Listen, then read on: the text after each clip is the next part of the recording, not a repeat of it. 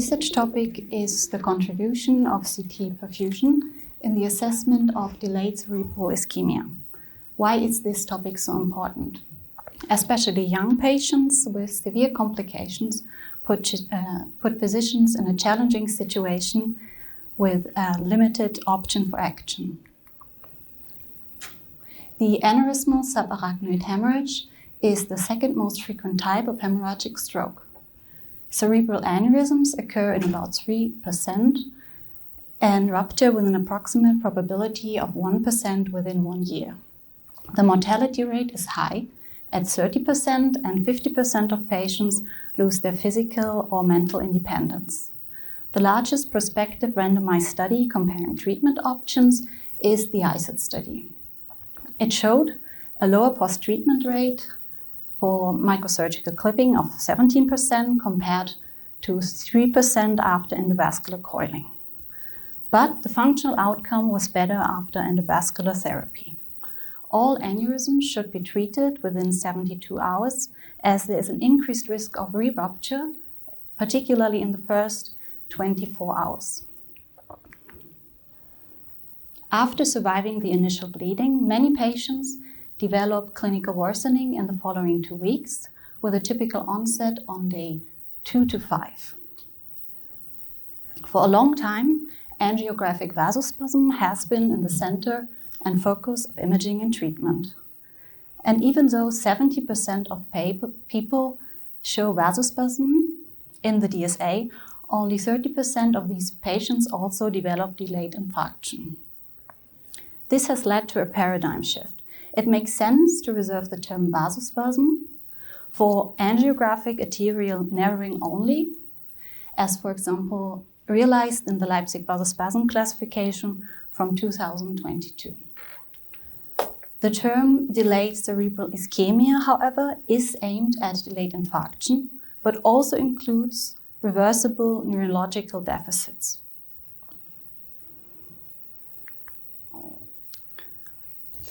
The pathophysiology of DCI is multifactorial.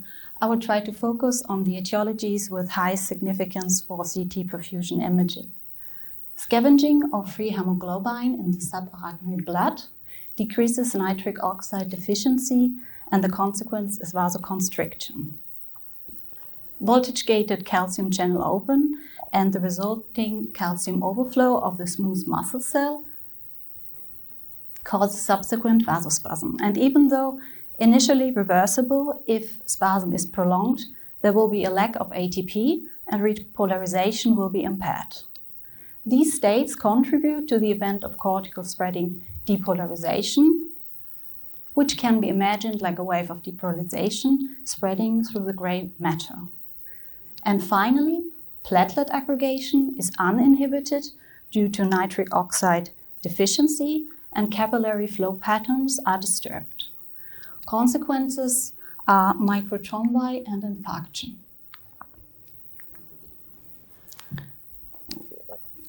In the context of DCI, perfusion shows mainly two main findings, hypo and hyperperfusion. I would like to start with one case showing tissue at risk of hyperperfusion, which is the most common finding. A 54-year-old woman showed with clinical worsening 3 days after a most severe headache event. In the initial CT, you can see the aneurysmal SAH, and an MRI from the same day verified an early cerebral ischemia with a distinct diffusion restriction in the right MCA territory. 2 MCA aneurysms were coiled within 24 hours.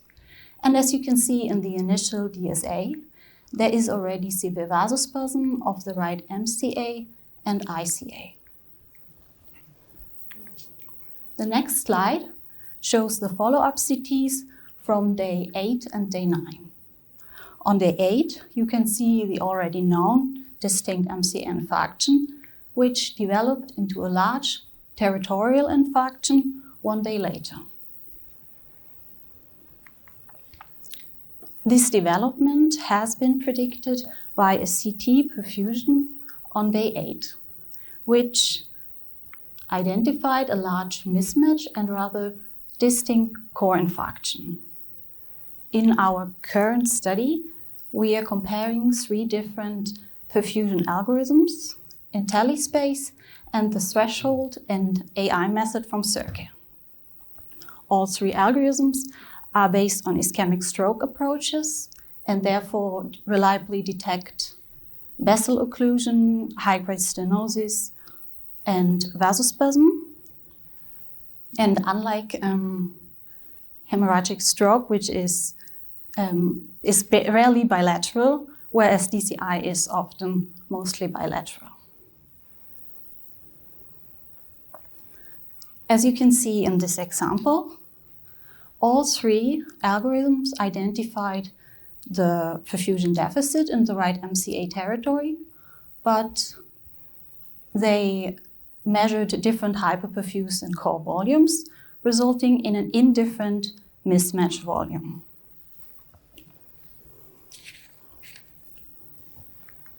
The next slide shows a classic hyperperfusion pattern with increased time parameters and an increased capillary transit time heterogeneity. The oxygen extraction fraction is increased, representing the fraction of oxygen extracted from the blood by brain tissue, and the metabolic rate of oxygen is decreased.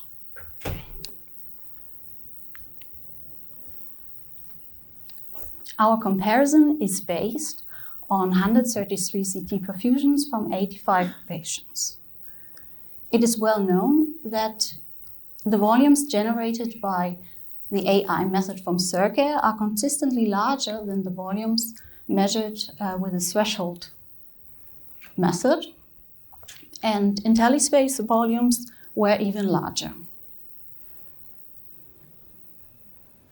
However, if you take a closer look at exactly those maps in which Circa did not identify any affected volume, you will notice that IntelliSpace generates hyperperfused areas throughout. This makes us to believe that IntelliSpace overestimates particularly the healthy parenchyma by generating artifacts in the basal areas of the brain.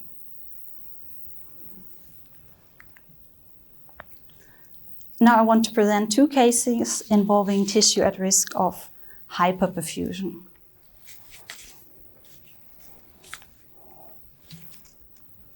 Following 75-year-old woman shows right MCA infarction on day 15 after SAH. What you can see additionally in the native CT is an edema along the parasagittal cortical zone, which develops into a large zone with DCI in the follow-up CT. Due to clinical deterioration, a CT was performed on day 15 as well. The AI, or all algorithms, identify the tissue at risk in the right MCA territory. In this example, the AI identified the largest volume, which corresponds to the development of the infarct. Interestingly, in addition, the extended Circa maps highlight a zone of hyperperfusion alongside the parasagittal cortical zone. Relative cerebral blood volume and blood flow are increased, while the time parameters here are decreased. In our detected patterns, the oxygen extraction fraction was decreased, while the metabolic rate of oxygen was clearly increased. We think that the capillary transit time heterogeneity is decreased due to homogeneously dilated arteries.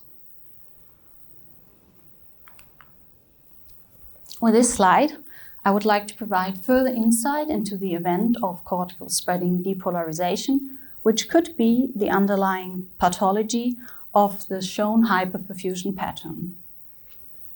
The depolarization wave causes a disbalance of ATP and demand, which results in a short-lasting depression of neuronal activity. The initial response of healthy tissue is an increase in relative cerebral blood flow to meet the rising energy demand. This is termed spreading hyperemia and is followed by a disturbed autoregulation up to 2 hours. If depolarization persists, this response shifts towards inverse hemodynamic coupling, leading to spreading ischemia. Cortical spreading depolarization is associated with a near complete breakdown of ion gradients along the basal membrane. The resulting influx of water leads to swelling of the neuronal bodies and dendritic beading. This state is still reversible. However, if neuronal depression is prolonged, it might become irreversible, resulting in cytotoxic edema.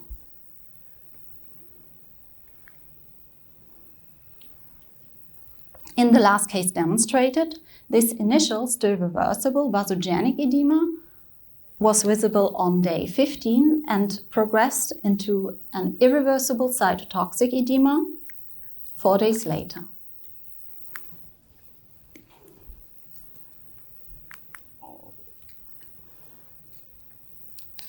Our last case is a 49-year-old man who was treated with coiling of left ACA and ICA aneurysms on the day of the bleeding. The patient stayed intubated and therefore was not accessible, scored with a Glasgow Coma scale of 3, which is why only an increase in transcranial Doppler velocity indicated the following perfusion. This scenario is frequent and challenging, and especially those patients would benefit the most from reliable DCI algorithms. In the following perfusion, the AI and also IntelliSpace identified a large mismatch, but they did not display the same vascular territories. As you can see, the AI identified a large mismatch in both ACA territories. And as you can see in the follow-up CTs, we can detect peripheral artifacts in both ACA territories. In the context of DCI, despite extensive perfusion deficits, we often detect peripheral small, rather embolic infarcts, which indicates a disturbance of the microvasculature.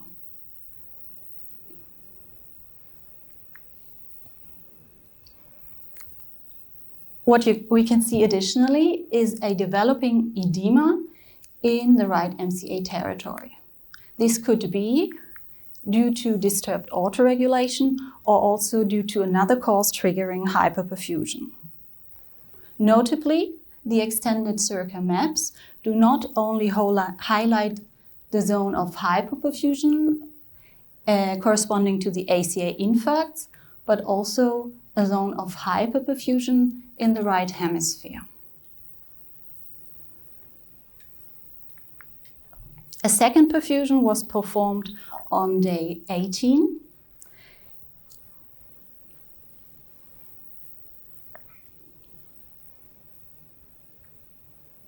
And you can see again that the AI and IntelliSpace identify large mismatch volumes, but again do not display exactly the same vascular territories. And in the corresponding perfusion maps with the extended perfusion parameters, here you can see only a slight increase in capillary transit time heterogeneity and oxygen extraction fraction. Furthermore, the edema progresses until day 21, indicating vasogenic edema. And now many of you may have thought of epileptiform discharges, which are also present after SAH and occur in about 2 to 5%. The chart on the left demonstrates each of the neuroelectric disruption can trigger the other. Both can cause neuronal damage, inflammation, and increased platelet aggregations, and both initiate an increase in cerebral blood flow due to neurovascular coupling followed by hyperperfusion. But the epileptic form discharges last longer with up to 3 hours, which might make it more likely for them to be detected in the perfusion. On the other hand, published MRI patterns have shown that epileptic discharges are cortical, but also involve remote areas such as the thalamus, the basal ganglion, the contralateral cerebellum, and claustrum. Also, you can see here that ictal changes correspond with a decrease in ADC maps, whereas post-ictal changes that are mostly characterized by hypoperfusion correlate with a normalization or even an increase in ADC values.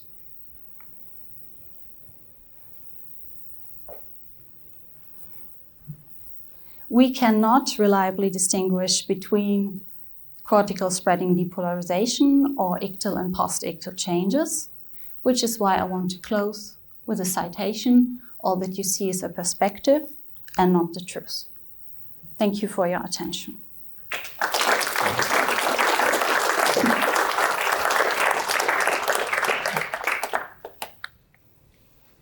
Thank you so much for sharing these really exciting data. Any questions from the audience? Thank you very much. Very interesting talk.